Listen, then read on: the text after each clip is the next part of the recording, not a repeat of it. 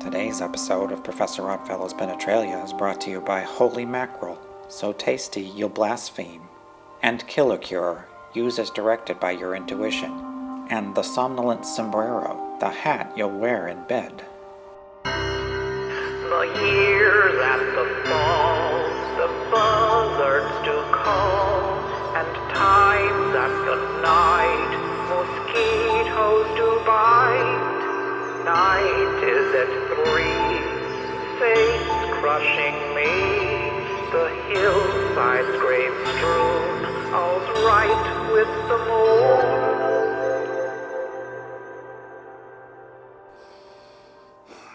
Well, I'm off. What of the show?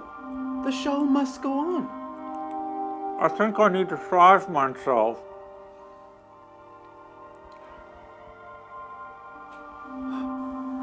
No, that's perfectly normal. We can't afford a setback in our viewership per minute. What viewership? Lift your hat. This will make you feel better.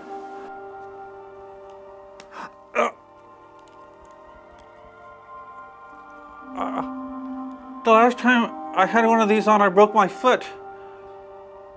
The mailbag is already in transit. Once in motion, it cannot be reversed.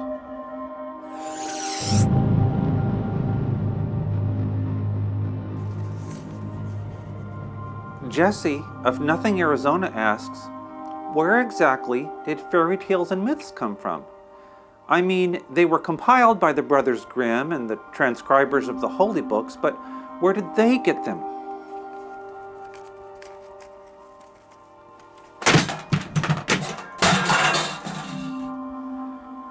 Jesse, there's a process, apparently as old as time.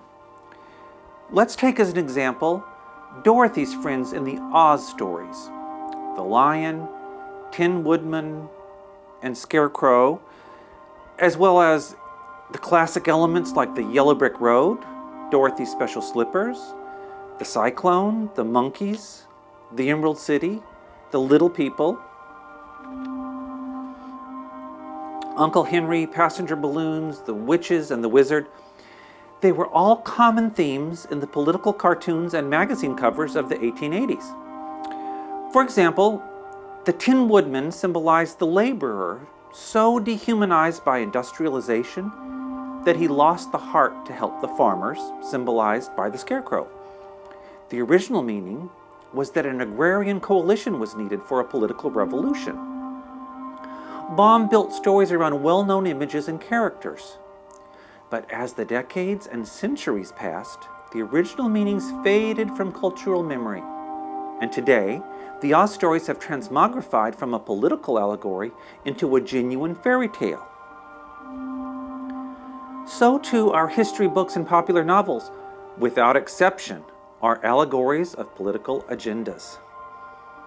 Hannibal crossing the Alps with elephants, when Carthage had the best millennia-old navy around and Rome had just reverse-engineered triremes from a Carthaginian wreck? No, it's unbelievable for the very good reason that it simply wouldn't have happened outside of a nonsensical fable. There is such a thing as history, but the last place we'd find it is in history books. There's such a thing as inspired literature and poetry, but the last place we'd find them is in mainstream publications. Yet, don't despair. Our compromised history books are creating new mythologies, fictitious stories that mask deep, universal truths.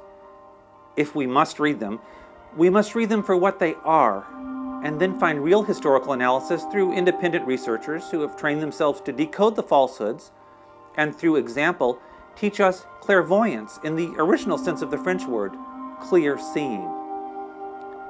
And we can find true literature by authors working outside of conventional outlets and from books published in the past. The older a book, the more detached it is from its original political climate.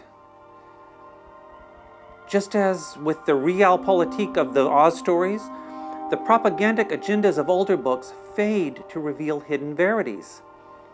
The muse, you see, finds a way for truth to be revealed, even when she has to work through flunky agipropists. Just remember that one simple rule: the older, the better. It's the most rewarding way to educate, enculture, and nourish your soul.